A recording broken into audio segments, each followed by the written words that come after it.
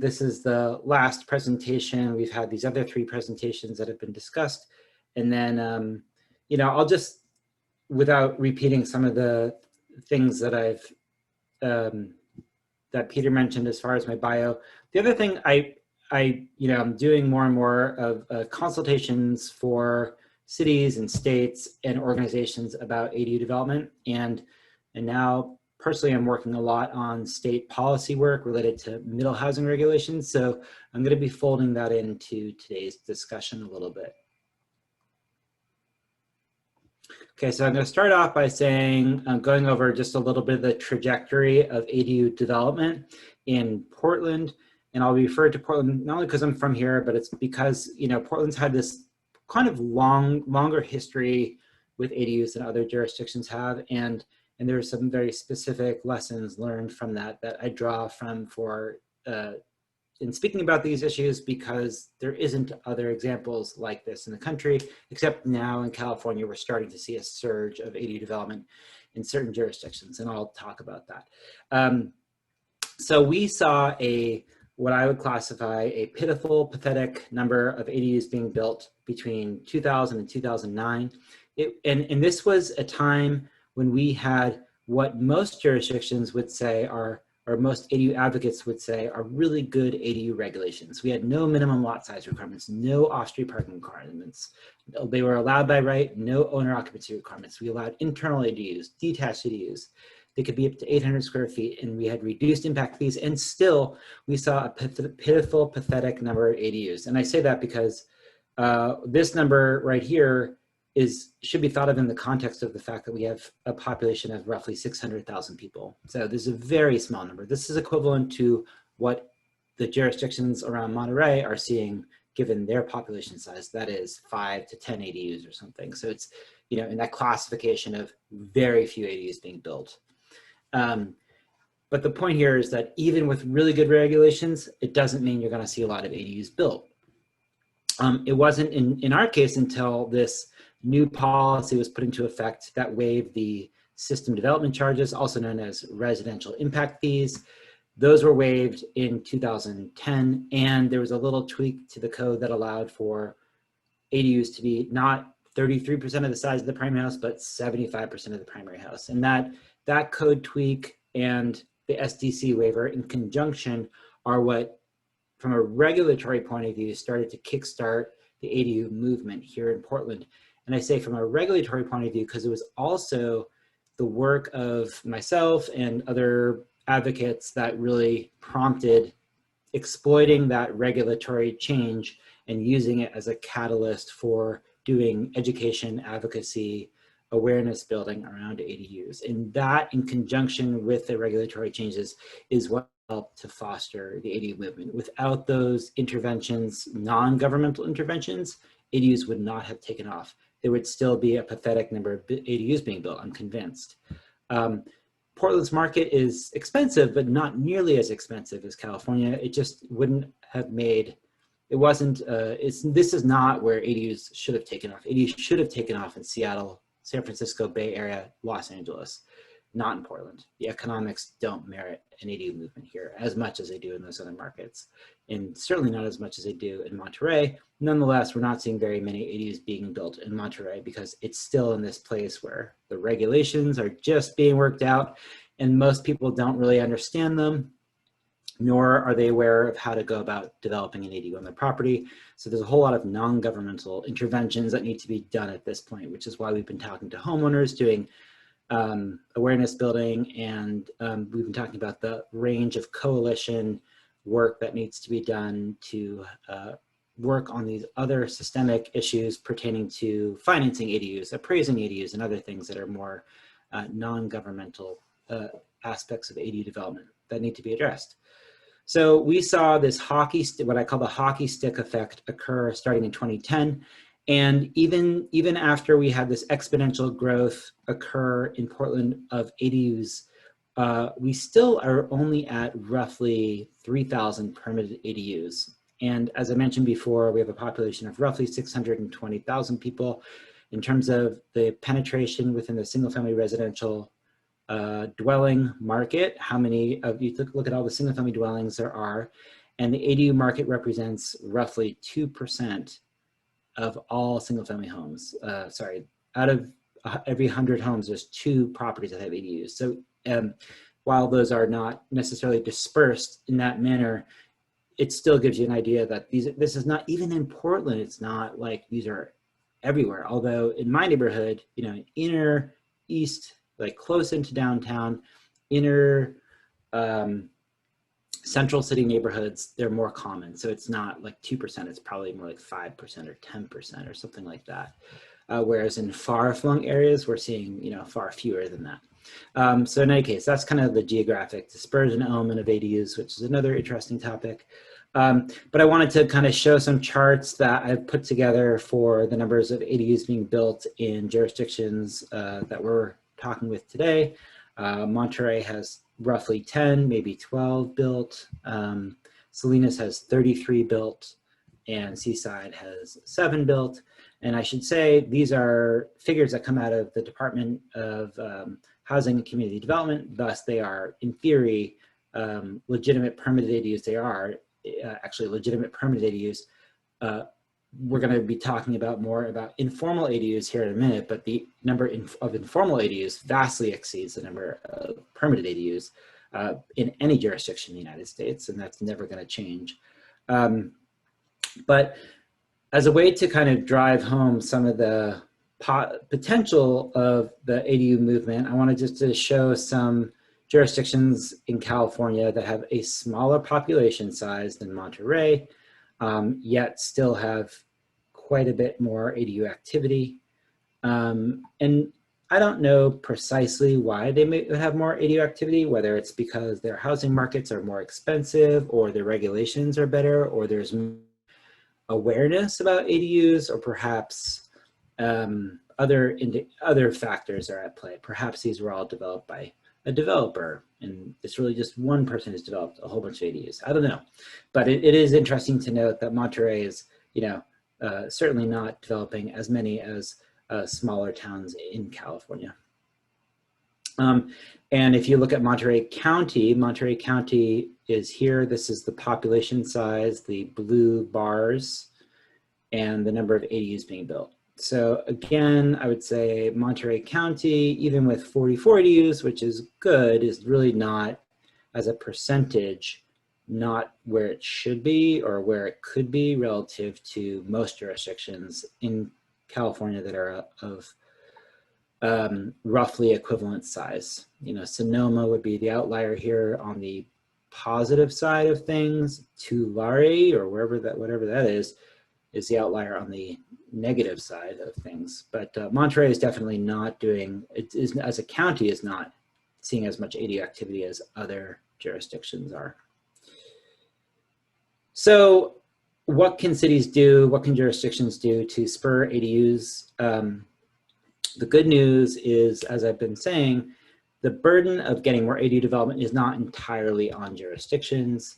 The bad news is, for jurisdictions, it's mostly on jurisdictions initially. And I say that initially because there's a lot of work that needs to be done on the front end of this stuff to get the parameters right, set well, so that the market can actually do what it needs to do. In our case, in Portland's case, it's, you know, people who think about this issue might look at Portland and say, like, Portland's doing such a great job of promoting ADUs.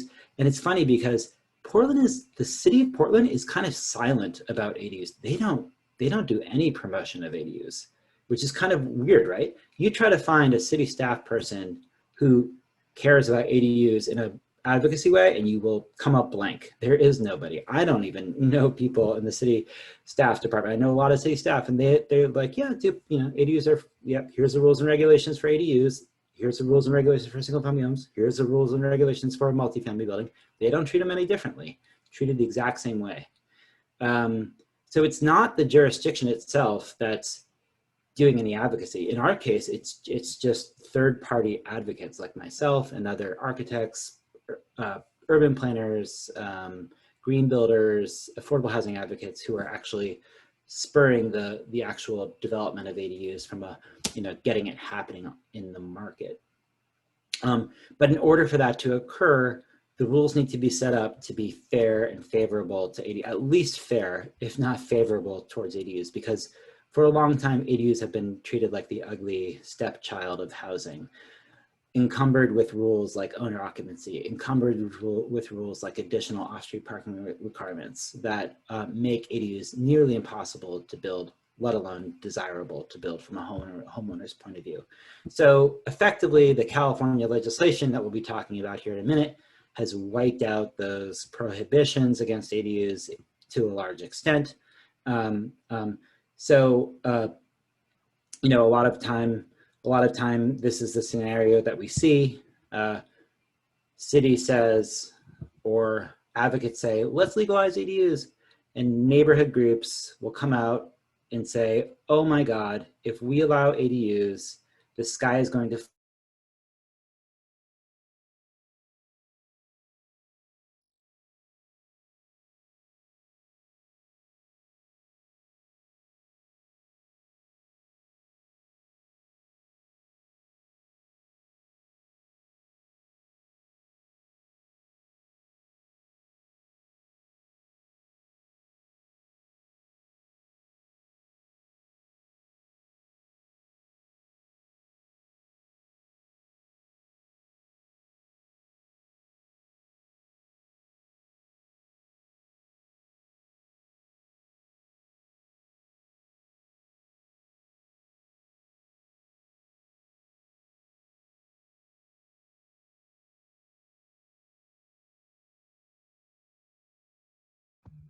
Hi, can everyone hear me? Yes. Hi, I'm not sure. I think we lost Cole there. Maybe his internet went out, so just please stand by and I will get in touch with him.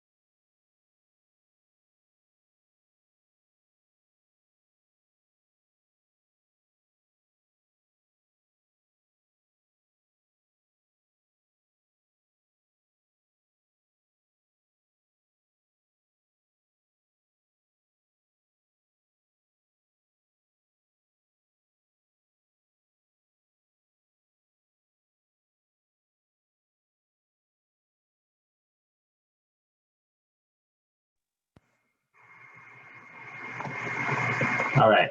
Sorry about that, folks. Kelly, you can hear me now, right? Yes, we can hear you. Okay. Sorry about that. So I'm assuming that you saw this slide, right, Kelly? Yep, you had just started talking about this slide when you froze. Okay. So this is the typical dynamic that we're seeing in jurisdictions. Neighborhood groups come out and they will convince the city council that yes, ADUs are going to undermine or completely change the character of the city, and then city officials say, oh my gosh, all of our constituents are coming out and saying we can't change the character of our neighborhood, and it's all based on fabricated evidence that comes out of the sky. And so the city then, they direct the city staff, and city staff says, okay, we'll concede, we will not make it so easy to build an ADU, we'll require this and that, and all of a sudden, ADUs become impossible to build through the death created by 1,000 paper cuts. And so this is the dynamic that occurs in every jurisdiction unless interventions are made or there's this really strong city council that's actually supportive in real life and not just in, in theory of ADUs, but actually cares and actually gets in there and actually compels their jurisdiction to actually have good regulations, which is really rare because it's a really politically fraught issue, dynamic in every jurisdiction. So step in California legislation, this was the new guidance that was just issued yesterday by the California Department of Housing and Community Development about ADU regulations. I'm not going to go through these slides in tremendous depth, but just to say that these are the new regulations that are in effect. We went over this in the homeowner session a couple days ago. And we can go into these in more depth, and I would encourage us to, but during the question and answer period. So, but what I wanted to talk about was skipping past all that to say that, there's some, in Monterey anyway, there's some discussions going on around reason, according to that ADU legislation, cities are required to think about how to actually get better regulations. Unfortunately, being required to think about something is not actually doing anything. So sure, a city will think about great ideas, but that doesn't mean they're going to do anything about those great ideas. So I just want to put out there as a third-party neutral or third-party advocate expert, subject matter expert, that these are the actual specific things that I would recommend cities actually do to actually induce better regulatory environment above and beyond what the state requirements are, to foster an environment that makes ADUs easier to build, better to build, more market acceptance. And even if you pass all these, you still aren't going to get tremendous amounts of ADUs built, but these are definitely the things that I would say are the easiest, best first steps for a jurisdiction to consider in terms of changing ordinances. So height limits on ADUs, allow 2-story ADUs. Los Angeles has done this. And just as a point of reference here, let me show you, I showed you the slides of other jurisdictions around California that have had more ADUs than Monterey, but I wanted to show you this slide, which is pretty cool, which is the number of ADUs being built in California. And maybe for some, this is like a threatening thing to see, that oh my God, ADUs are taking over. This is heartening, and to me, and this is really the biggest success story that we've seen in the United States. Anywhere, Los Angeles is in fact now does have more ADUs than any other jurisdiction in the country by far. Well over 12,000 ADUs have been at least permitted. Probably half of those have actually been built, and that's because the regulations are really good and the market environment is such that it makes sense there.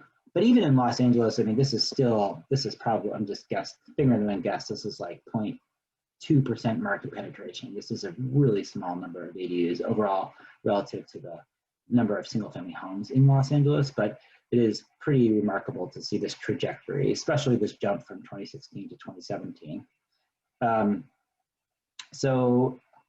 Going back to the presentation here, allowing 2-story ADUs is definitely an important thing for jurisdictions to do. This is for detached ADUs. You can do attached ADUs that are up to 2 stories already by right. Owner occupancy, right now the state statute says that jurisdictions must not have owner occupancy in effect from now till 2025. Just get rid of owner occupancy altogether. It's completely pointless. And if it's not evident now, it will be in about a year once people actually get used to the fact that ADUs are just another housing type and they shouldn't be treated like the bastard stepchild of all housing. What other housing type can you think of that requires owner occupancy? Single family homes, duplexes, triplexes, fourplexes, multifamily, nothing else requires that the owner must live there indefinitely. What a dumb policy. I realize that there's a lot of ideas of why this is theoretically a good idea, but I can tell you, once you kind of step past that and unveil yourself from the blinds of that notion, it makes no sense. And that will become evident over time that it makes no sense to have owner occupancy for ADUs. Removing off-street parking requirements, just remove them altogether. Right now, the California legislation says you can't have them within a half-mile transit. Just remove them altogether. It's a poison pill. You can't build ADUs generally if you have off-street parking requirements. It's the #1 poison pill, easiest thing to get rid of. I mean, easiest thing to do. 10-stroke solution is not the easiest thing to do politically. None of these are, but these are the things that should be done. Allowing 2 ADUs. This is getting into more, platinum level standards. Right now, California allows 1 accessory dwelling unit and 1 junior ADU, which is great.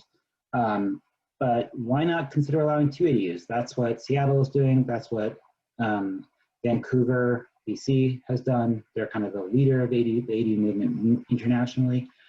And that's what Portland's going to be doing starting next year. So that's kind of the next frontier of ADU codes. And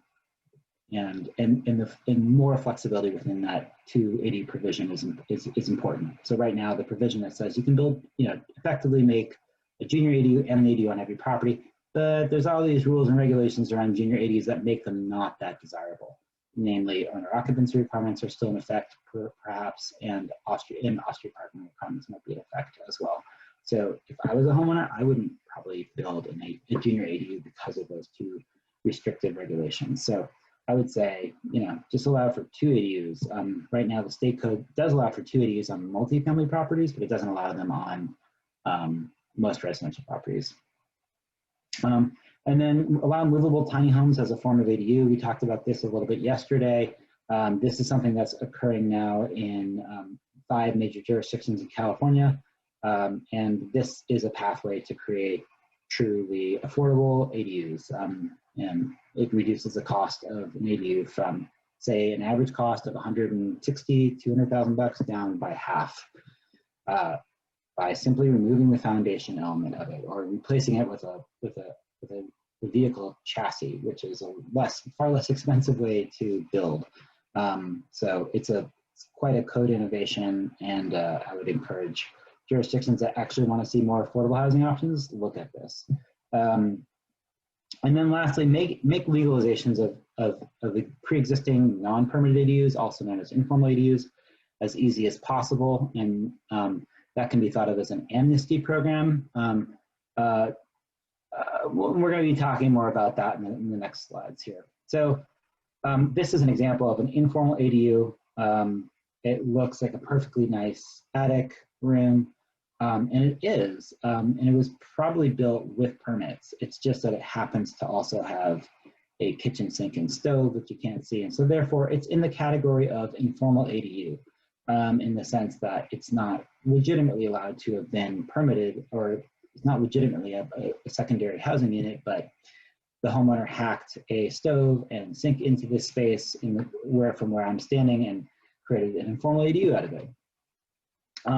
And it is, from a homeowner's perspective, far simpler to do this than to get a permit for an ADU. It is far cheaper to do that than to get a permit ADU, because if you do an ADU, you have to separate out the utilities, separate heating system, separate water shut-off, separate electrical panels. It's going to add easily $20,000 to the prospect of converting this attic to make it an ADU, when they can just hack in a stove and a sink without going through the hassle of anything.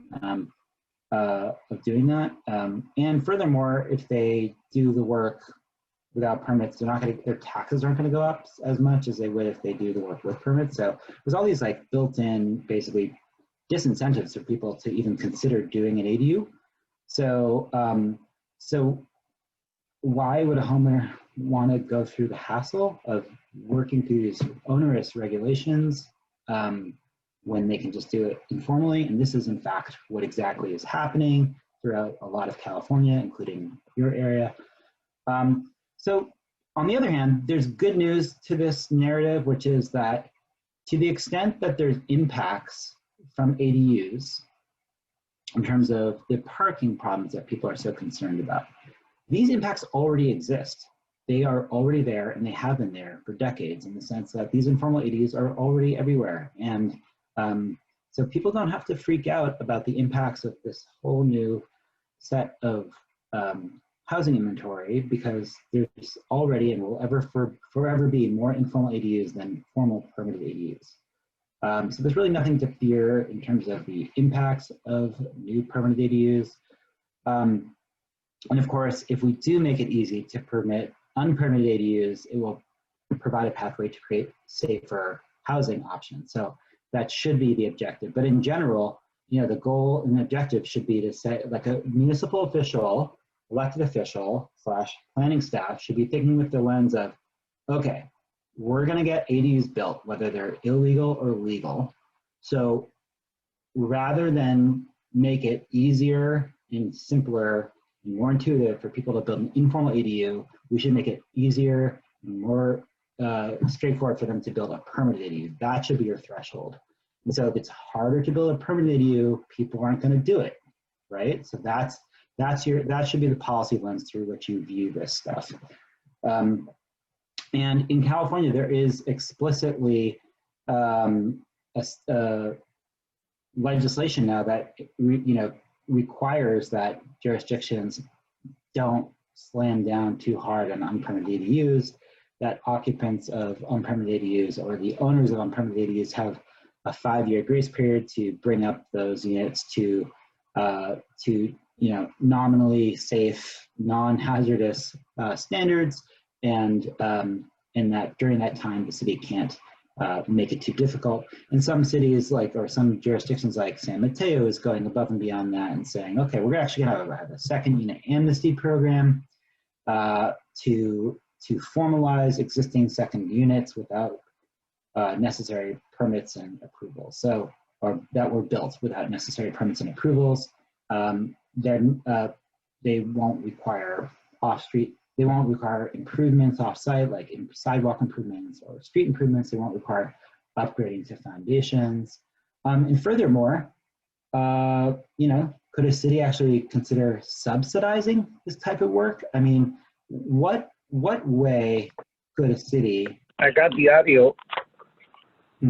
What way could a city induce more affordable housing units than simply subsidizing unpermitted ADUs? Sounds pretty radical, but that's exactly what San Mateo County is doing. An amnesty loan. Is there financial assistance? Yes, there is through San Mateo County. So this is what jurisdiction is actually trying to produce affordable housing would do with regard to unpermitted ADUs.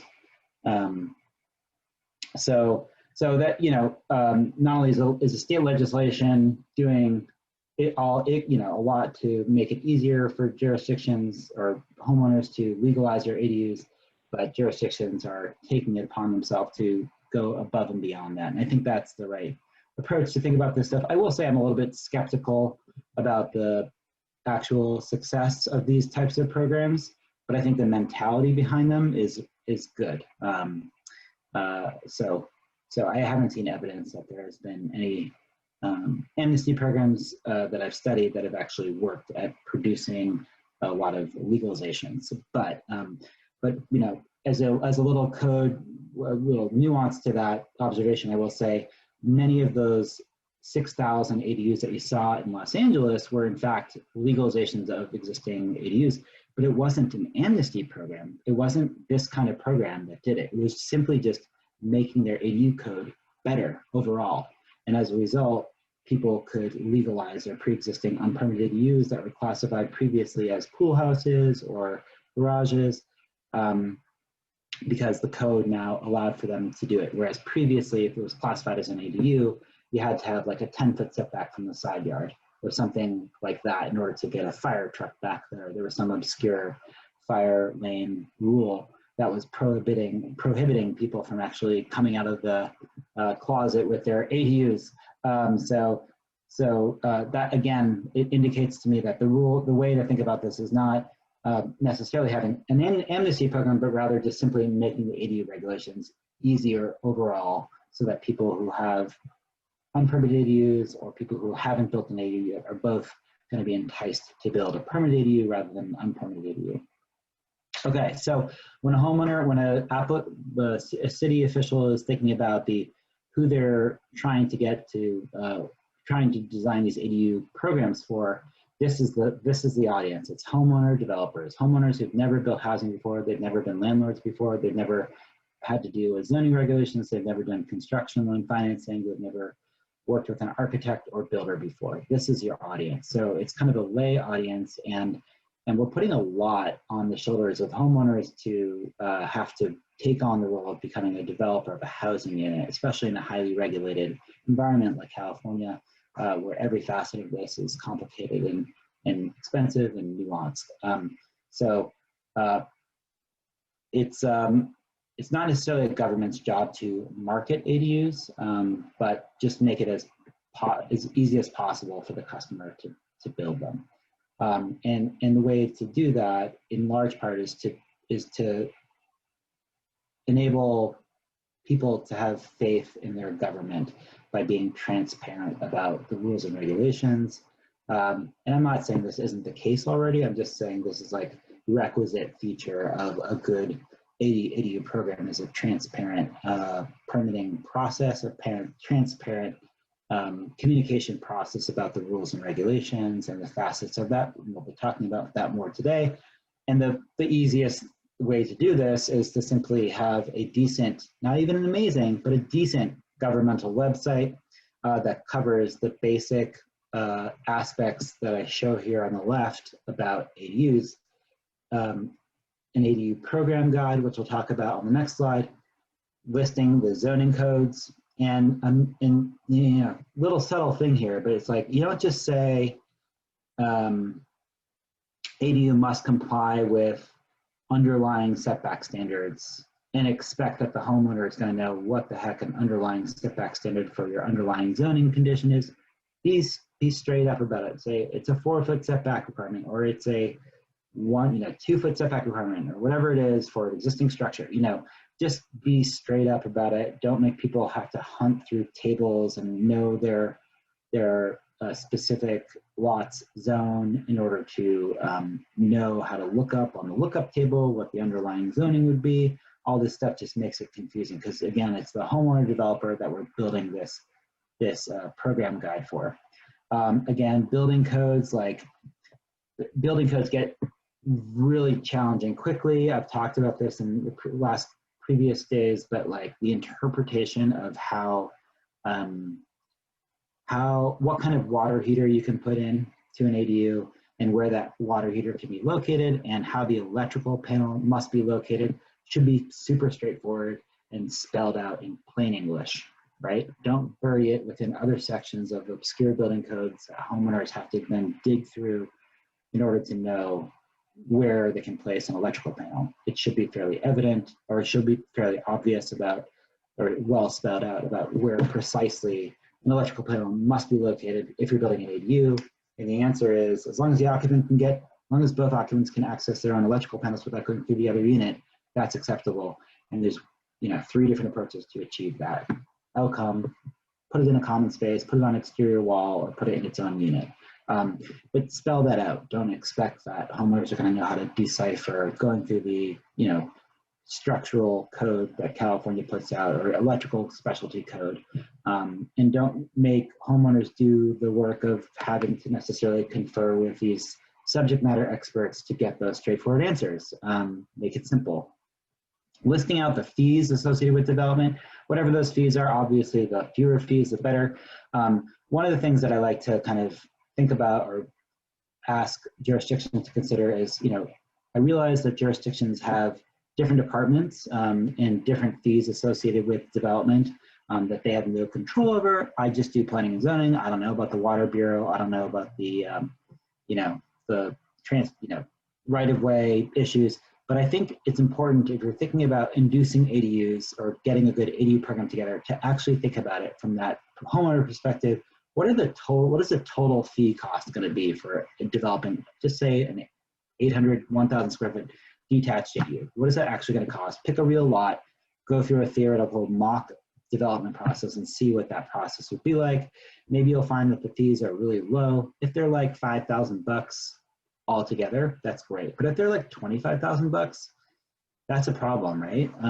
And that very well could be the case. In fact, prior to the California legislation, there was a lot of jurisdictions that were charging like upwards of $40,000 just for the impact fees for developing an ADU. So nobody's going to build an ADU. I don't care how good the regulations are. If the impact fees are 40,000 bucks plus the building permit fees, who would build a permanent ADU when you can just build an addition and hack in a kitchen sink and stove and not have to pay 40,000 bucks? It's just an irrational thing to do. So, so thinking about the collective administrative cost burden that we're putting on this housing type is an important thing, especially given that it's such a low impact, discrete form of housing. Should we really be charging more for an ADU than we charge for doing an addition? Think about that. Either one option is you take a 2,000 square foot house and you expand it to a 2,800 square foot house, and you get a very large house that's going to be used by probably the same number of people as it was used previously, or you can build another housing unit and actually add to the housing supply and fill the needs of another housing unit. And yet there's an administrative disincentive to doing the latter. There's a disincentive to building an additional housing unit, even though the structural form might look the exact same from the exterior. Again, it's like, you know, we have to think about all these signals that we're sending through these through the way we're structuring our programs, governmental programs. Listing out the utility fee connection, certain costs. You know, hopefully these fees are as little as possible, but you know, obviously water is a big issue in Monterey. So being clear and transparent about, you know, what lots can build an ADU based on the fact that they're going to need to add a new water fixture or water connection or add additional water supply for that property. You know, it's an issue, it needs to be spelled out, just put it in plain English. And then giving examples of permit sets. What does a permit set look like? What does it consist of? If you're doing a junior ADU, do you need to submit elevation drawings, section drawings? Do you need to submit a site plan? Or can you get by with just a floor plan? Give an example, show what it looks like. What does an actual junior ADU garage conversion where you're not changing the structural shell look like in practice? What does an actual new construction ADU permit set look like in practice? Giving an example of that, just one example would go infinitely far in helping homeowners feel confident about the permitting process. Okay, so in terms of a resource packet, this is, you know, so you have the simple index page on a governmental website that lists out those things we just talked about. An ADU resource packet could be on a governmental website as well that would list all these things and go into more detail. Portland has like a 13-page ADU resource packet that lists all these things in one place. It's all just written out, there's no images, and it's really easy to kind of go through it, and homeowners do go through it because it's not that big of a deal to read 13 pages when you're going through this process where you're going to be investing so much money and so much time that you want to know the rules and regs. So these are the things that it should cover. Zoning regulations, building code requirements, ceiling and roof height requirements, like how do you measure roof height? Well, it seems like a lot of the ADU codes say ADUs can be up to 16 feet, but what does that mean? You know, measuring from grade to the highest point of the structure. Okay, spell it out, easy. Administrative, development, and utility connection fees, relevant applications, permits, and forms, chronology of steps and general timeframes for each step, at least from the municipal point of view.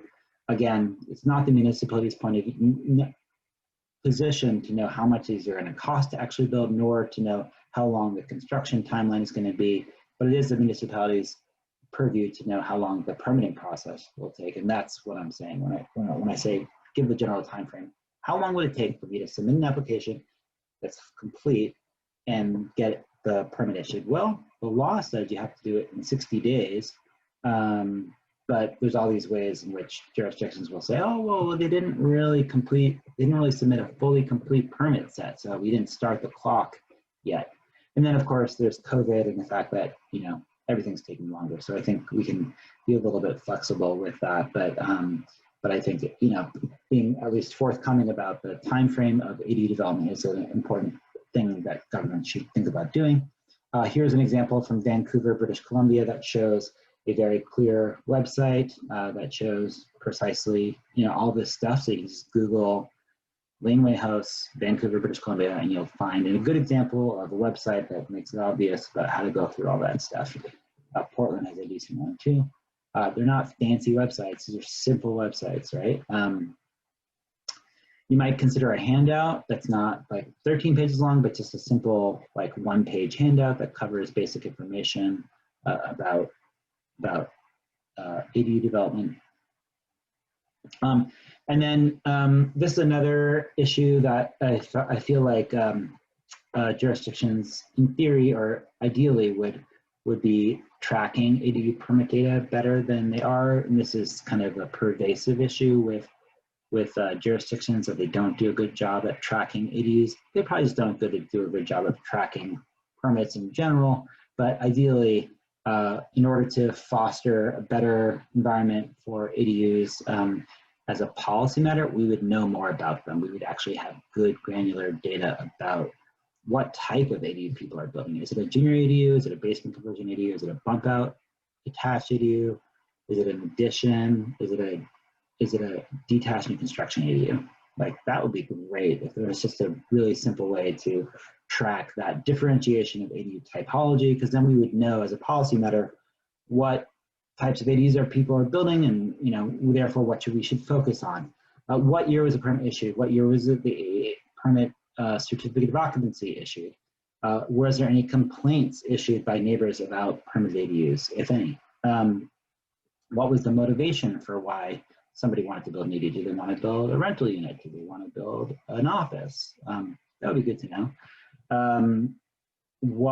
How is an ADU actually being used? One of the interesting things about ADUs is that they change in use over time. So it's oftentimes the case that an ADU will serve multiple functions in the course of a year. It might be a primary residence and a rental, an extended family stay place, all in the course of a year. Especially this year with COVID, ADUs are being used for everything you can imagine. Office space, classroom space, granny space, and that's pretty common with ADUs, which is one of the reasons why they're so valuable, because they provide so much built-in flexibility on the property. What is the relationship of the likely tenant to the property owner? Are they providing off-street parking? Just because it's good to know, like maybe they're not required to, but are they nonetheless saying, oh, we actually want to provide off-street parking because we think there's more market interest in a unit if it has its own dedicated off-street parking spot? That'd be good to know. Another thing that a city could do, doesn't have to, but these free 1-hour presentations, like the one that I did the other day, but that are actually put on by a governmental office, this is a great thing. It's always really popular. Every jurisdiction that does this always gets a good turnout, and I think that's a really good place to start. Again, a jurisdiction doesn't have to go through every facet of ADU development, but it can just go over just the zoning regulations. I mean, that's complicated enough. And if that's all it does, that would be super helpful. It's great to create that interface, that interaction between a government and the actual applicant to create the sense of trust and faith in the governmental agency that's going to be, the homeowner is going to be, opening themselves up to in the course of going through this process. So there's all these other things to foster ADUs will require collaborations, like an ADU coalition. And we had a presentation yesterday that was about this concept. But I guess my plug for jurisdictions would be to say, well, a jurisdiction doesn't have to lead this collaborative, but a jurisdiction should participate in this collaborative, because jurisdictions are super important in this process. And so we need, at very minimum, for jurisdictions to just mildly participate in these collaboratives to just ensure that what they're doing is at least not causing big problems, if not actually helping foster an ADU environment, ADU-friendly environment. All right, so I'm going to bridge into middle housing here for a minute. And this is, above and beyond ADUs, but I think it's a good thing to be aware of. This is kind of where things are moving in general, I think, because of the same problem statement that is being addressed by ADUs. That is, we are dominated in large part by single-family residential zoning, which is providing a it's basically causing problems with the supply of housing and matching our housing supply with the type of demographic demand we have for housing. So ADUs are one way to help address that supply side mismatch that's occurring, but it's not the only way. And so in recognition of that, the city of Portland has just passed something called the Residential Infill Project. And so this should be thought of as like a way to think about what a residential zone should actually look like, which is so far from where residential zoning is right now, but it's really just, kind of inspirational to think about the fact that a jurisdiction could do this. If they understood the problem statement, this is the actual solution. And the solution is you don't just allow one ADU, you allow two. You also allow for multiple accessory structures. So not just two, but you can allow for 4 or 5 accessory structures. Is this actually going to happen on every lot? No, but if you have like a 10,000 square foot lot or 12,000 square foot lot, sure, why not? What's the problem with that? We are going to be allowing for duplexes on every single family lot. We're going to allow for triplexes and fourplexes on every single family lot.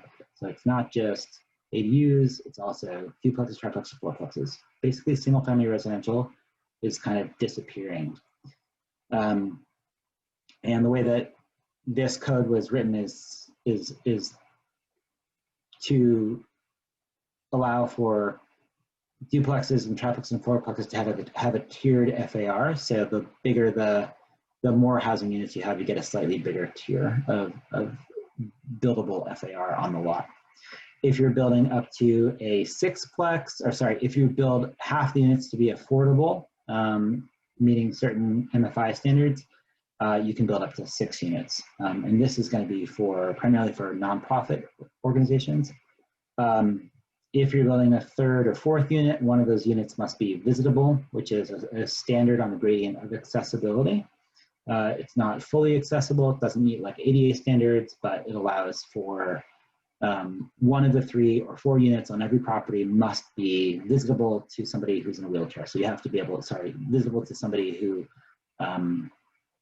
meaning they can get inside the unit, basically. They can get inside the unit and there's a bathroom on the ground floor. It's a great standard. It's not quite ADA, but it's getting there. And lastly, and importantly, we are eliminating all off-street parking requirements for every housing type, period. That's it. Which is a radical notion, but it's really not. It's just prioritizing housing over people. It's that simple. So this is kind of the, where zoning should go ultimately, and probably will be going. And I think that's what ADUs should be kind of thought of on the trajectory of this pathway towards moving towards allowing for residential zones to be what they were meant to be, which is zones for housing for people, not zoning just for the wealthy. In light of Residential Infill Project, Oregon statewide then picked up that notion and passed something called Oregon House Bill 2001. And Oregon House Bill 2001 takes that same concept and makes it applicable statewide. So now that same Residential Infill Project notion is going to be applicable based on the size of the city statewide. So every jurisdiction that has more than 25,000 people will have to allow for cottage clusters on all lots or most lots, townhouses on most lots, and triplexes and fourplexes on most lots. So, so this is now a statewide policy, and the same concept has been floated in California to allow for duplexes basically everywhere. It didn't pass. Virginia is considering similar legislation, so is Connecticut. Minneapolis passed a code like this. Vancouver, BC allows duplexes everywhere now. So this is kind of a new trend that we're seeing, and ADUs kind of fit into that trend, and they kind of set up the requisite infrastructure for, not literal infrastructure, but kind of structural, programmatic infrastructure for housing development of this middle housing type. So that's going to wrap up the presentation for today. I'll just say that a lot of this stuff that we talked about here today is in the second half of this book, which is for professionals and policymakers that are looking at best practices for ADU development. I tried to focus on the actual statistical impacts of ADUs rather than just speculating about ADUs, basing on real life data. And so hopefully this book will serve as a good guidepost for people who are considering how to work with their local officials to pass better regulations and what the best practices are to do that. Okay, so that's going to wrap up the presentation. Kelly, what maybe, I'm not sure what you want to do here in terms of having a conversation, opening it up, or just doing Q&A? So we do have one question, and I don't know if maybe, let me just pull up the chat here. The question is from Enrique. I don't know if you want to ask the question to Cole. If so, I can unmute you if you want to raise your hand.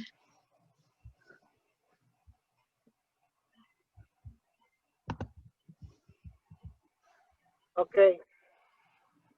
Can you hear me? Yep. Okay. So Kelly, yeah, I've been doing a lot of ADUs in the Bay Area, and over there, like you say, we can get the permits very fast. City of Salinas is another story. So the question that I have is, how can we as officials, when we have plans, they've been issued, it's been built, it's done, and then we want to convert it into an ADU, they ask you for all these kind of reports. Before it was from a contractor, now they want to get it from an actually engineer. You there? Yeah, it's a good question, and I think we'd have to dive into the specifics of your project to know precisely what's going on there. But it sounds like, I mean, so if the work was done with permits to create habitable living space, do you know if that's the case, whether the work was done with permits to create habitable living space? Well, no, like I say, the permit was done for the actually garage. Yeah. I mean, it was built like 10 years ago with permit. So the city now is requesting proof of construction. When they sign off on all we have the proof of the plans, we have the proof of the sheet that they sign off. They have a sign off on the city. Everything is there. But now they want to see the actually construction, like have an engineer be responsible and create a report based on what is there. So what is the purpose of getting a permit if they're not gonna honor their own permit? You understand? Yeah, I think I get it. So, so if the building was built to I mean, this is as a policy matter, my recommendation to jurisdictions would be to say, if something was built to code at the time it was built, then you should allow the applicant to change the use from non-habitable to habitable without and grandfather in the structure whether or not it's conforming with existing or with new building code. Right. I understand. So that's kind of a policy answer, but as a practical matter, I'm not sure other people might have advice for you, but I'd say you're kind of forced to do what they ask for, which unfortunately is going to mean if you didn't initially show if the structure 10 years ago didn't have engineered calculations, drawings submitted, and they're asking for that now, then you'll probably be required to do that. No, it wasn't the case. It was built with no engineer. But now they want to have like a report of what is there.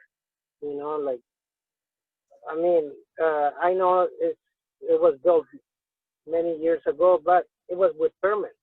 City signed off and they have it in record. But they Yeah. still want to get more information. It's like, why? I mean, and like you say, it's just go expense to the owner. They're not make it easier. They make it so difficult. Yeah. So I want to open it up for others to chime in. I have Megan Hunter.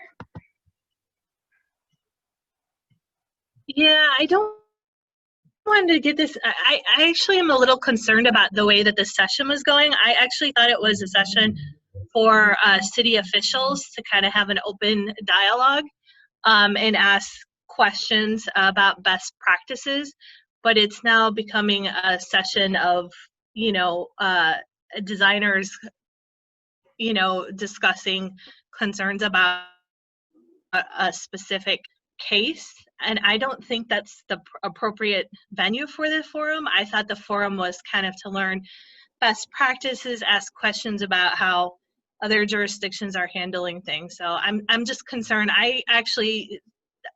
I'm the community development director for the city of Salinas, and I sat through this session with the idea that I could ask some questions and it not be that this session was for city officials and other cities to kind of share with each other how they're dealing with these challenges.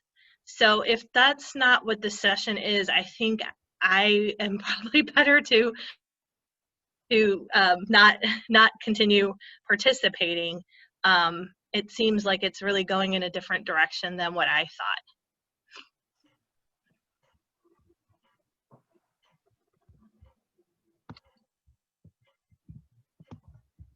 That's all I had to say. I'm sorry. Yeah, I think that's great. I think that would be ideal from my vantage if we could do that dialogue with jurisdictions to ask questions like whatever questions you have. So I would encourage, let's just move on. I mean, that was just one question that somebody had and I gave my perspective, but I'd love to hear what questions or comments you have, Megan.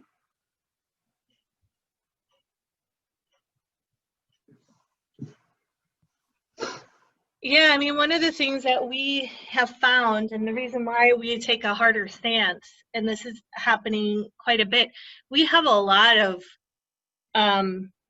illegal construction.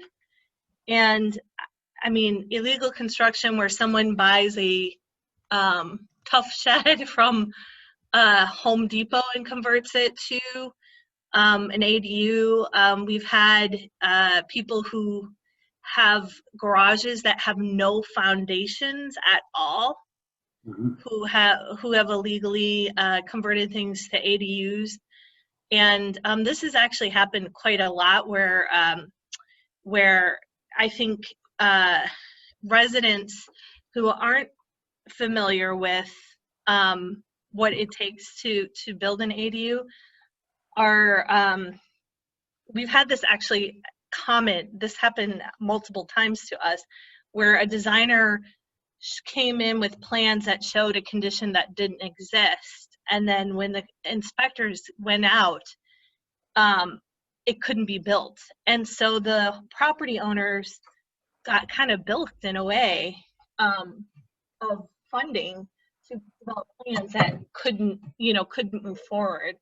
And so what we're actually thinking about doing is developing some like checklists. We noticed that some other jurisdictions have a self-assessment checklist that could be translated into English and to Spanish. Folks know what they need to be looking out for before they hire someone to do an ADU. But I don't know how you get around legalizing something that is structurally unsafe. Mm-hmm. So I mean, that's a thing that we're kind of grappling with.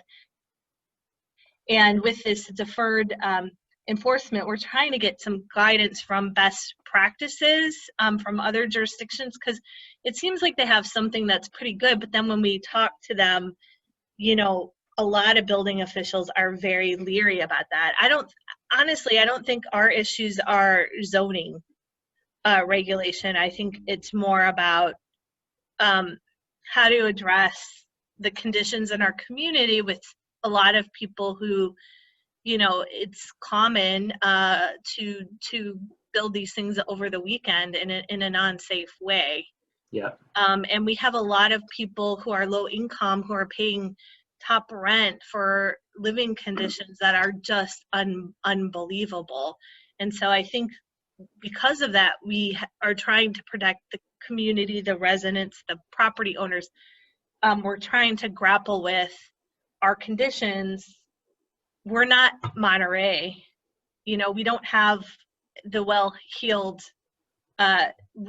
more wealthy developer. So how do we kind of match that up?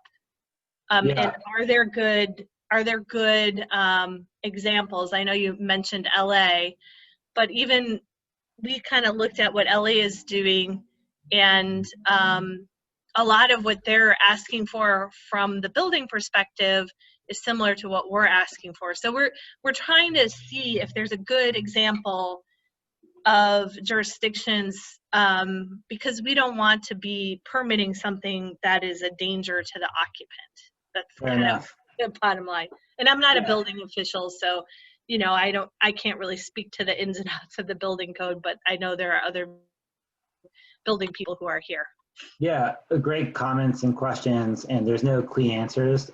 Amnesty, or it's legalizing formal ADUs is just a really complicated issue for a range of reasons, not the least of which, you know, as a general matter, when we are, you know, policymakers are interested in creating affordable housing, and when you take this unpermitted ADU and try to make it meet structural life safety standards, it's inevitably going to be expensive to make those retrofits, and so you're going to be making it more expensive to create this housing unit, and you're not adding new housing supply. So as a general matter, it's like, it's not really helping in terms of affordable housing. In terms of your interest of protecting life safety, that's a very, you know, obviously that's something that any government is interested in as well.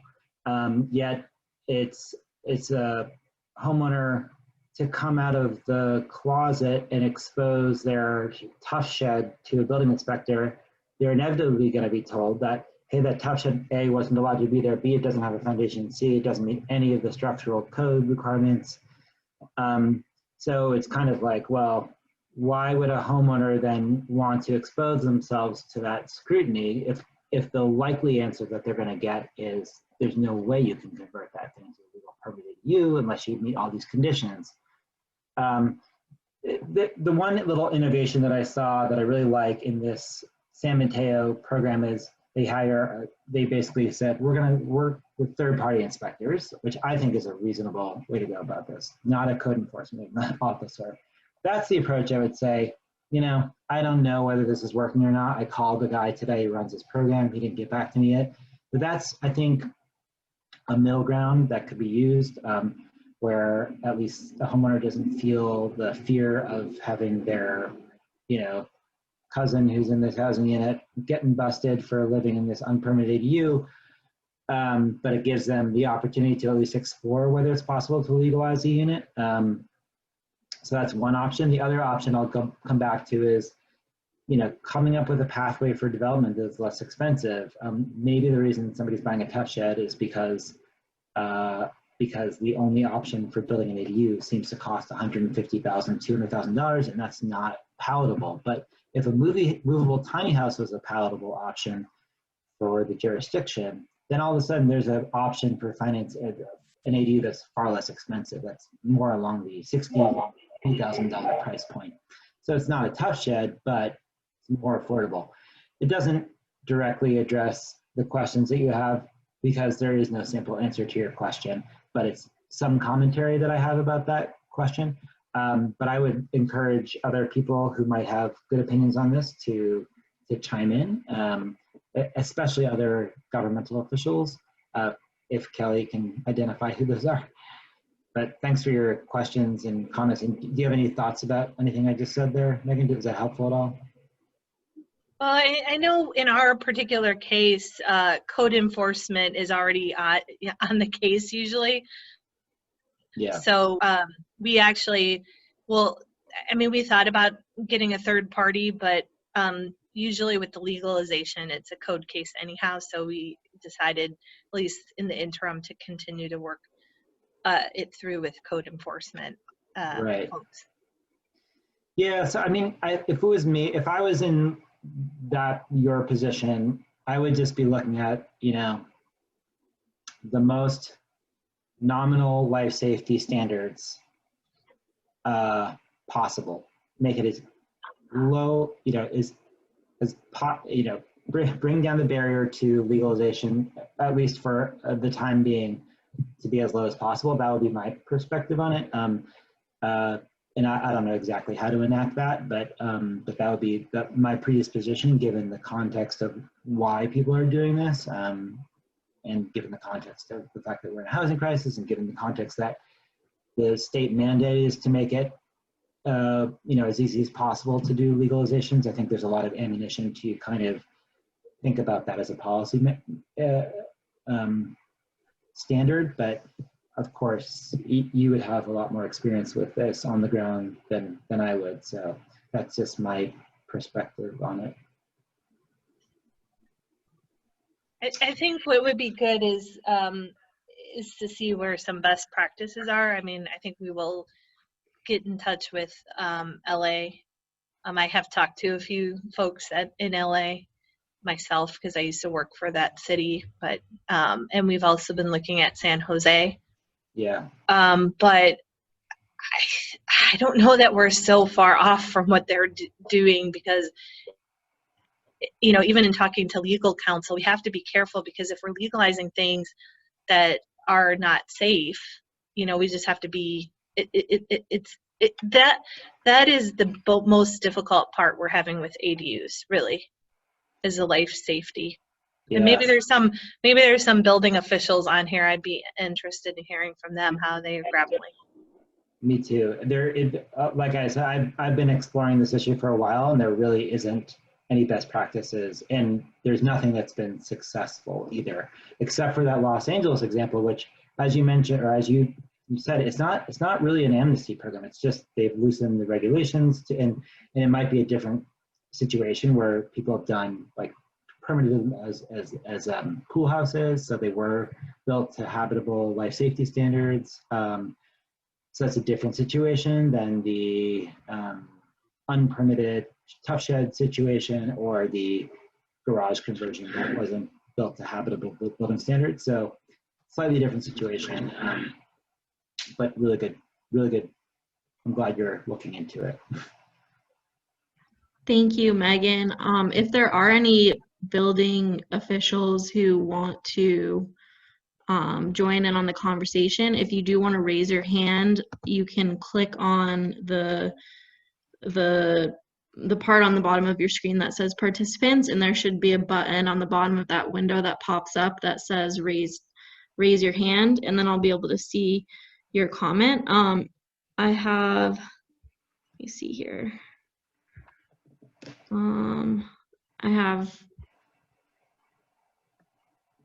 I have Matthew.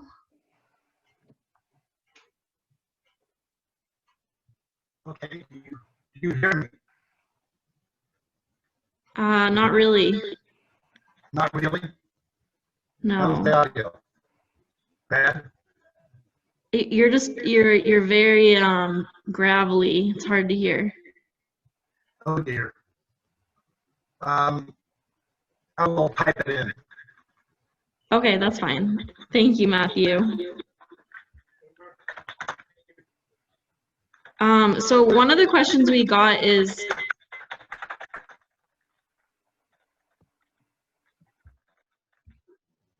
hold on just a second here. Okay, one of the questions we got was, what does Cole think is the quickest, easiest things building department staff can do to help ADU applicants? We are strapped for time, but we want to help. Yeah, I think a lot of the things I talked about today, the quickest, easiest thing to do is a website that's really simple. So let's just do an on-the-spot audit of the website, so you know exactly how I think about this. And I'm just going to make Salinas I have no idea what jurisdiction are we talking about here, but I'll just type in Salinas ADU regulations.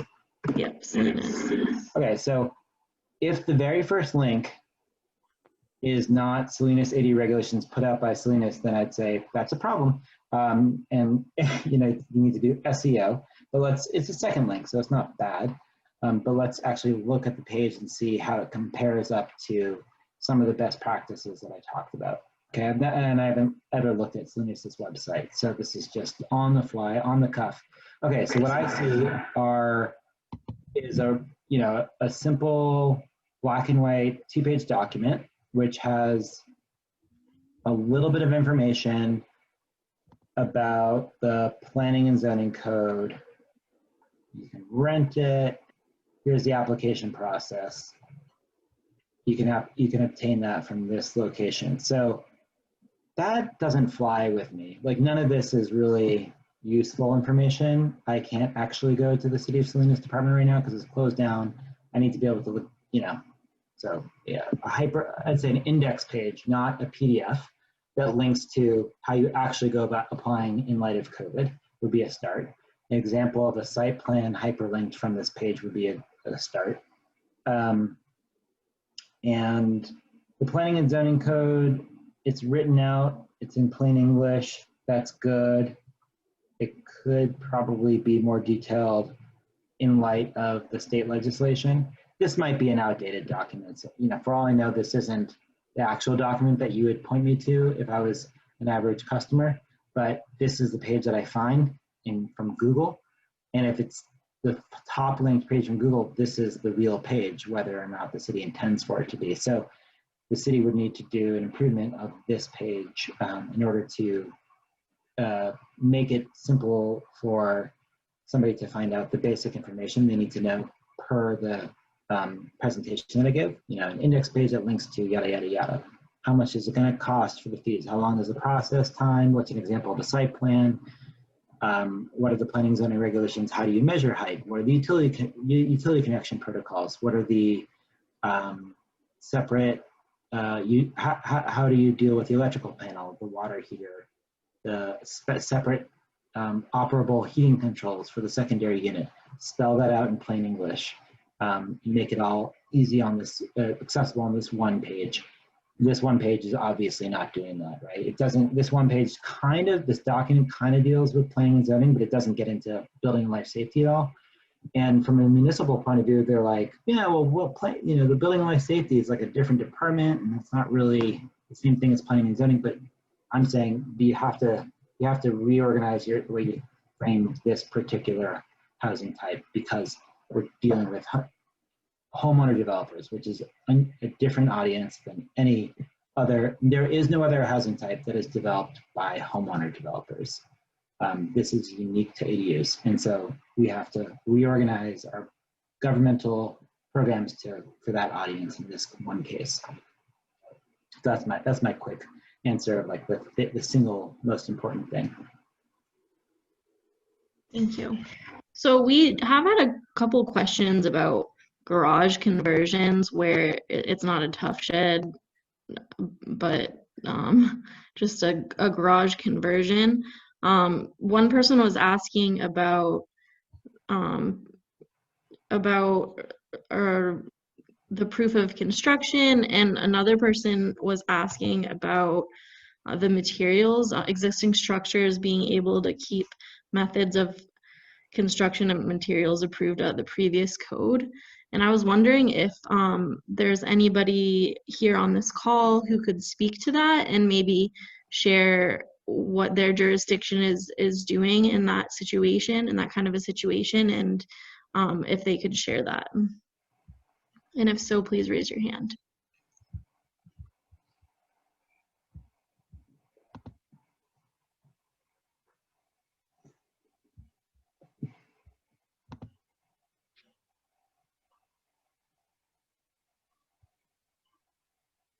Nobody?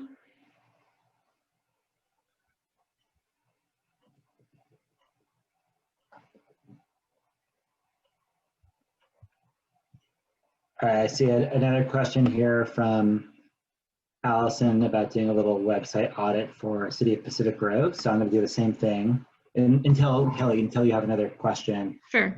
you want me to go into. Let me just do that same thing again for, just so we're not picking on just Salinas. All I'm going to do is say City of Pacific Grove. Can you pull it up on your screen, or Oh, am I not showing it? it's not showing it now? Oh my God, was I showing the last one? It was just showing the PowerPoint. Oh, shoot. That's a bummer. Okay, well then I'm going to go back and show you what I was looking at first of the City of Pacific Grove, or City of Salinas, so you guys knew what I was looking at. So this is the top link on, when I click on Salinas ADU regulations, this is the second link. This is the page that I got to. This is the index page, but all it has is this document, PDF document. We'll open the document and it deals with, this is what I was looking at. So this is, not meeting any of those standards that I was talking about as being like the nominal best practices that one would need to have on a website to make it easy to find ADU information. That's all. Okay, so, and then we go to City of Pacific Grove. Pacific Grove.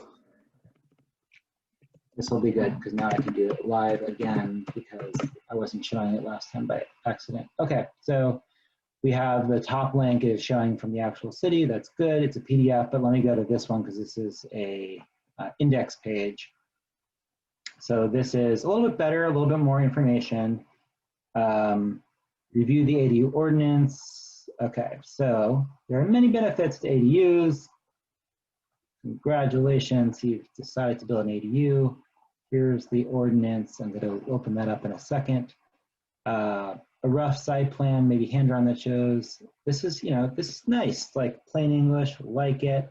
I'd like to see an example. Could you link to an actual example of what this would look like? Because I have no idea what you mean when you say lot boundaries and dimensions. I'm just a homeowner. I've never done a site plan before. Show me what you're talking about.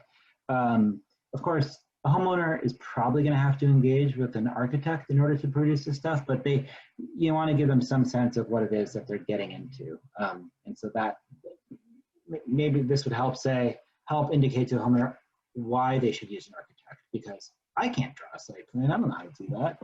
And then you go on to say, yes, you are advised to hire an experienced professional. Exactly. But maybe help convey why by showing those drawings. And yeah, this is good. This is plain English, very good. What this doesn't do is link to any information about the building code regulations that I just went over, the building life safety, the separation of utilities. It doesn't talk about the processing time. It doesn't talk about the fees. It does say the city offers a free consultation. That's great. So from a planning and zoning point of view, this is the beginning of a good web page, but it doesn't really address all the other issues that I think are equally important. Here is the policy itself that goes into, this is equivalent to the ADU program guide, perhaps. But again, I'm just scrolling through this quickly and I see a lot of good, this is great in terms of planning and zoning regulations. But I don't see anything in here about, utility fees. I don't see anything in here about electrical panels. So I want to, as a homeowner, I'm really concerned about that. I want to know, like, what are the code requirements for having separate electrical panels or not? Do I have to have a separate dedicated water meter? No, you do not. Do I have to have a separate sewer connection? No, you do not. Do I need to provide additional off-street parking? No, I do not. All that stuff needs to be spelled out, hopefully with some images to help bolster that concept. But I like the fact that it's plain English. I like the fact that it's very, we're trying to get you to build a legal permitted ADU. That's the vibe I get here. So that's good.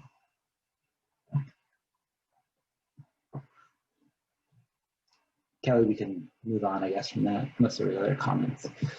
Thank you. So we actually do have a comment from Matthew on the unpermitted conversion units. Let me just read that.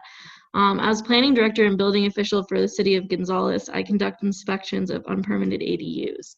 I have to be practical about the inspections, and I treat older unpermitted conversions differently than contemporary. For older conversions, I do not require borings of the concrete floor or whether there is a reinforcement bar. I do verify the electrical work to be safe.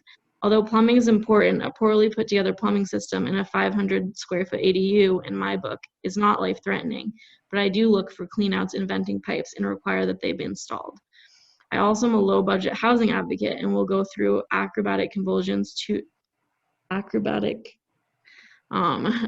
he'll jump through hoops to allow the habitat to exist with very basic safety issues resolved. However, if someone is building today without permits, I will assume they are doing so for profit and for purposes of skirting CVC. In this case, I will show no mercy. There will be digging to verify depth of concrete, etc. That's all very reasonable. But you know what? That should be codified. That should be written down. What you just wrote should be written down and put on the website, because that's like, I mean, I don't know whether you can, because my understanding is like a lot of this stuff is up to the individual inspector, but the unfortunate point of view is from a homeowner's perspective, they don't know that, and they don't know what your policy is. They don't know whether you're going to have the same policy as the next inspector. And so they have to act as though the big evil inspector is going to nail them on one thing or another. So just making that information that you just put out there transparent and getting the department on the same page with the other inspectors will be leaps and bounds forward from where we are now. And perhaps you already have that written down, but I suspect not, because I can't get that information from any inspectors. That was such good information, but obviously it's harder to put that into a formal governmental document that's been vetted by lawyers than just, you know, writing it or saying it out loud to me. But I think that's what I would, when I'm thinking about what you just said, I'm like, oh, that would be so helpful if that was just actual policy written down so people knew and was transparent what they should be concerned about. But it's never like that in practice.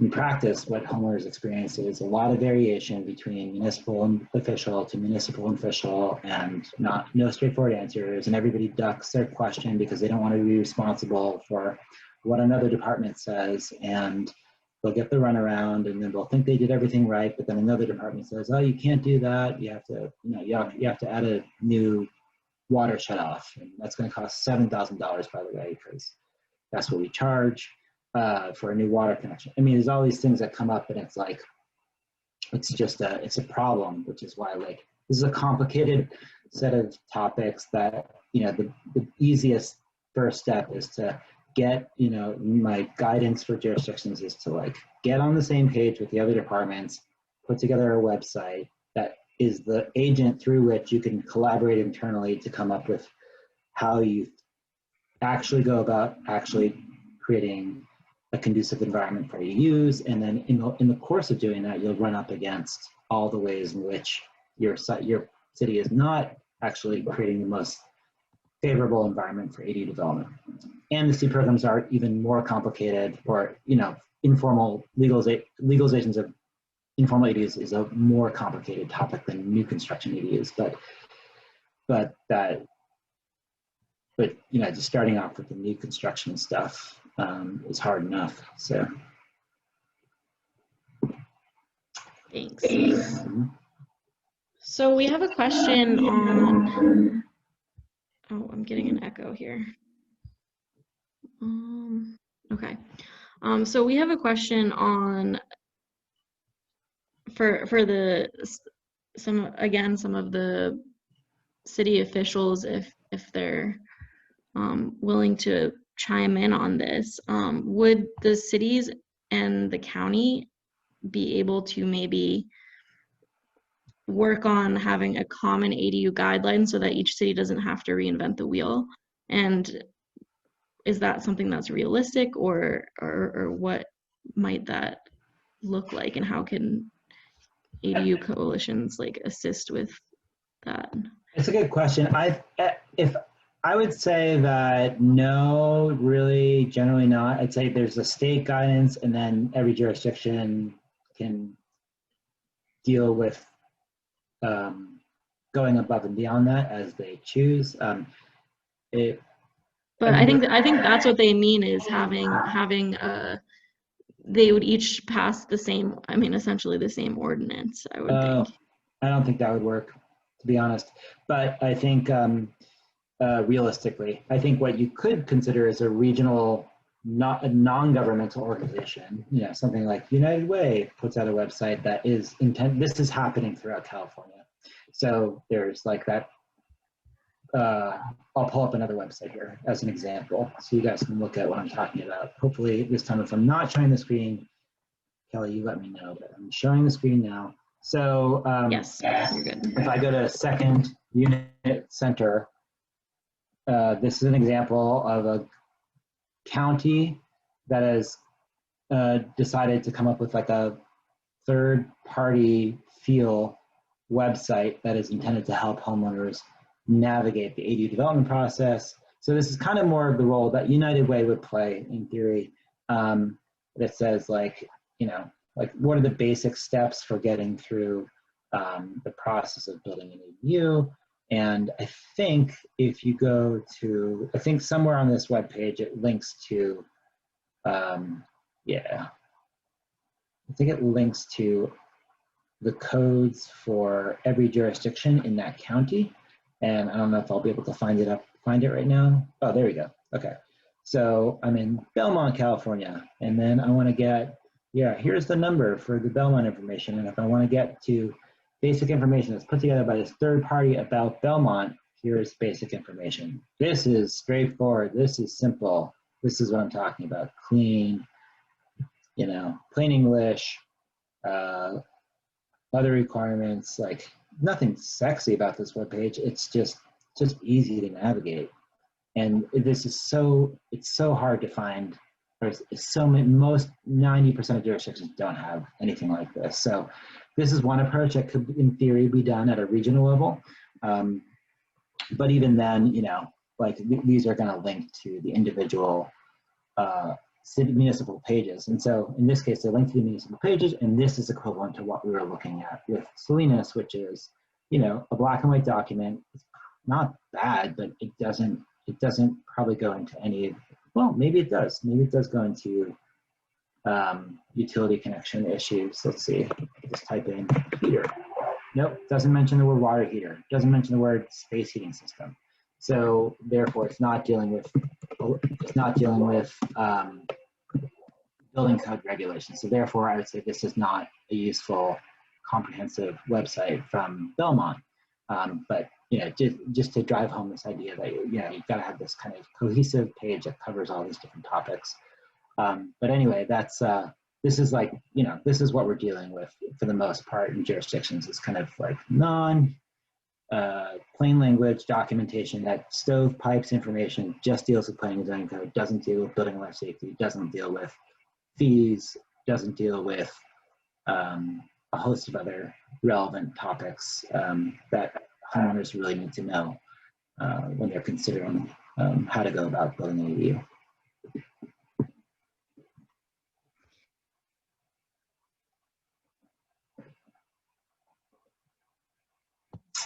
Can you share that link in the chat? Yeah, sure.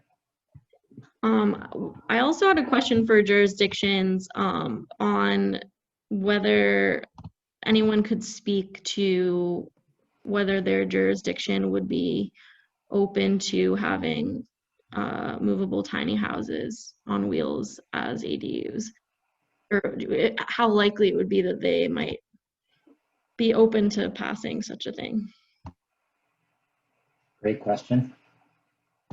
Is anybody willing to speak to that?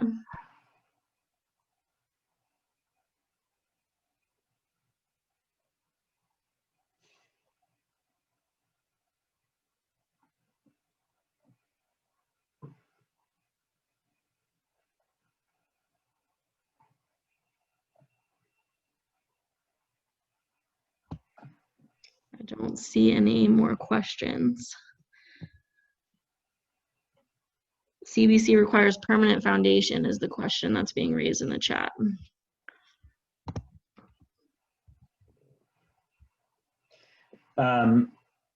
There's another question from Debbie that's in the Q&A, so I'm just going to look at what that says. Okay, so she says, how many unpermitted ADUs exist in Monterey? What does Cole think about this number compared to other communities? Maybe the number is so low that providing amnesty about these homeowners is not worth spending a lot of time worrying about. So there is no way to get a count of unpermitted ADUs. And that's kind of one of the, it's a fascinating realm of conversation because there's such a degree of gradation in terms of unpermitted ADUs. There's the tough shed example that was brought up on the most flagrant building code violation end of things to the formal, nicely permitted attic conversion or habitable living space attic that I showed that happens to also have an illicit stove and sink. And so one is not the same as the other. And in either case, there isn't a way to get an accurate count of how many of those exist. And there's been some attempts to study this. Los Angeles has probably the most unpermitted ADUs of any city in the country. But the literature is it's pretty interesting, but basically like 7 to 10% of all the housing stock in the country in the residential housing space is unpermitted ADUs. So it's a very, very big portion of the housing stock. But some of that is completely legitimate, permitted, formal, internal carve-outs of basements that just happen to also have a separate entrance, and they effectively are a legal portion of the house and may or may not have an illegal stove or sink in it. And then there's other stuff that's like the tough shed or illegal garage conversion that doesn't have any insulation, doesn't have any egress windows, that's not as safe as at all. So getting an accurate count of how many informal ADUs are is really difficult, but that's kind of some information about that. And I also mentioned in the back of this book, in the appendix 5, appendix 5 of this book, I go over, appendix 4 is informal ADU studies. So this is a topic that's near and dear to me, where I link to all the salient findings about informal ADUs that are out there. It's the National Association of Home Builders that basically came up with the estimate that there's roughly 10% of all the housing stock in the United States is informal ADUs. So this is an issue that certainly plagues Salinas and Los Angeles and a lot of California jurisdictions. So I think it's an interesting topic, but there isn't any really best practices that I can see that have actually been addressed this issue holistically. As far as Monterey, I have no idea how many ADUs or unpermitted ADUs there are.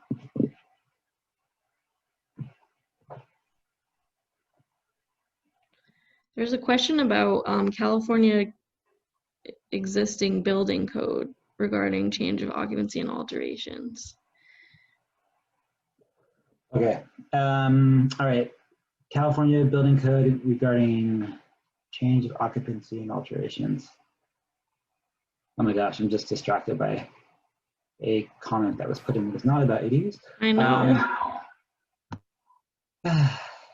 Okay. I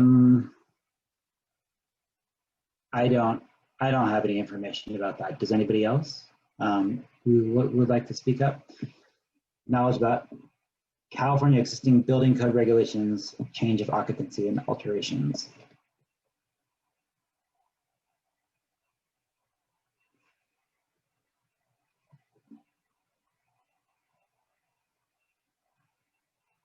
Nope. Okay. Well, I think I think we should just wrap it up here, Kelly, and I'll maybe hand it back to you to do any. Oh, let me just see. There's one more question. Yeah. So why don't I hand it back to you, Kelly, to kind of do a closing here. Well, thank you. And I appreciate everyone who did participate. Just give me 1 second here. And Cole, thank you so much. This is the last conference workshop of the series of events. And let me turn on my video, I'm sorry. But yeah, thank you so much, Cole. And I don't know if I actually introduced myself yet, but my name is Kelly DeWolf, and I'm the Affordable Housing Associate here at United Way of Monterey County. And I really appreciate everyone being a part of the workshop. I just wanted to briefly, before we end here, talk about some things that are coming up with our ADU initiative. We definitely have some educational opportunities that will be coming up here in Monterey County with the help of the generous support of AARP and the Community Challenge Program. We are excited to continue with this momentum by planning a series of local workshops. And for one of those workshops, I'm hoping that we will feature more information about cost-saving techniques for building ADUs, and several will provide more in-depth local information for those who are looking to get started building an ADU in the county. I know that many of these people on this call are local city staff and intimately familiar with the code and with ADU development process. And I would encourage you to reach out to me if you're interested in being a part of the planning process for these workshops, or if you want to talk more about updating your website or resources. I would be happy to have that conversation.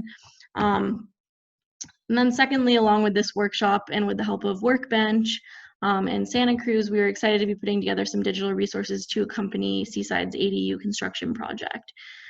So we're going to be providing homeowners in Seaside and in Monterey County with resources like an ADU project checklist, guides and resources on working with designers and contractors to develop a site plan and use pre-approved plans, whether that be a site-built project or a prefab project, as well as helpful information for homeowners on how to be a landlord. So we'll be sharing those resources in the coming months, and you can look for that from us. And finally, as I said a few times this week, and many of you are already aware, we do chair a ADU advisory group, which has been a group working with partners to share best practices and collaborate on strategies related to ADU development in Monterey County. So if you'd like to learn more information about the ADU initiative, you can check out our website, www.unitedwaymcca.org.